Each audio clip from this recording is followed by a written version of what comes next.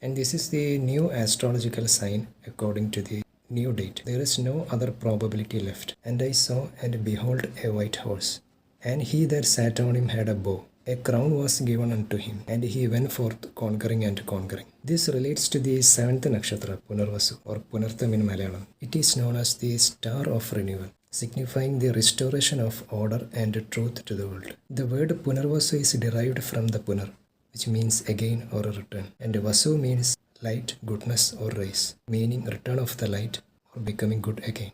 In ancient Arabic astronomy, the stars Mepsuta and Mekbuda, which are included in the Punarvasu group, forms the paw of a giant Arabic constellation, El Asad, that is the lion, stretching across Gemini, Leo, and Cancer. The designated animal of this nakshatra is the female cat, signifying independence, patience, and a homing instinct, that is the ability to wander afar but always came back to home. Its symbol is the bow and cure of arrows, which complements the bow in Revelation 6:2, signifying the potential to launch. The cure's ability to replenish arrows represents continuous conquest and the restoration of order. This celestial weaponry finds a further echo in the Quranic context of the destruction of the companions of elephant by a swarm of comets, which is analogous to the arrows. And the moon will point to this nakshatra on this established impact date, that is 2026 March 26th, 11:43 p.m. India Standard Time. This is the raw data, 1447 10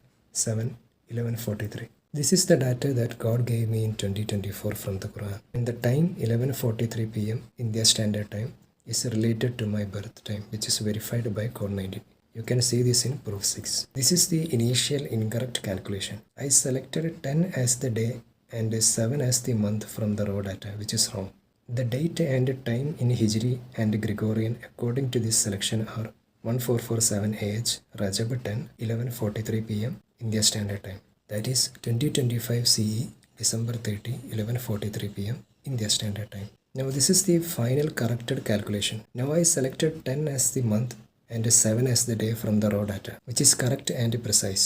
The date and time in Hijri and Gregorian according to this selection are 1447 AH, Shawwal 7, 11:43 p.m. India Standard Time. That is 2026 CE, March 26, 11:43 p.m. India Standard Time. Now if you add all these numbers in the Gregorian date and time, you get a multiple of 19. Now the system is perfect.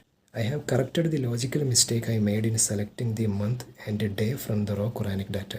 And the multiplication factor 111 reassures certainty. That is, in a 3-bit unassigned binary system, 111 is the only highest possible value, that is 7. And it is going to happen on the 7th of Shawwal 1447 AH, that is 2026 March 26, 11:43 p.m. India Standard Time. You can convert this to your time zone, and you can verify this in any online Hijri or Gregorian converters. This is a sign of alignment and green light from the universe, suggesting that the current calculations are in sync with the reality. You can relate this to what is happening with the comet 3i Atlas. Now people have turned away from me, as God said in Quran chapter 44 verse 13 to 14. This is a sign from God to those who use their intellect and reasoning. And you only think when God intends you to think. So do not argue again with the falsehood to disprove the truth.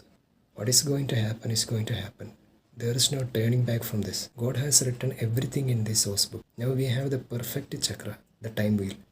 We have 2026 as the end of Asral field, that is the age of elephant, and 2031 as the starting of the age of victory, and 2270 as the reappearance of Gog and Magog, and the end of the world in 2280 CE. If you add this 4 Gregorian, you get a multiple of 19. Now this is very perfect. It is not perfect like this before. Now every calculations are correct, and everything is correct according to Code19.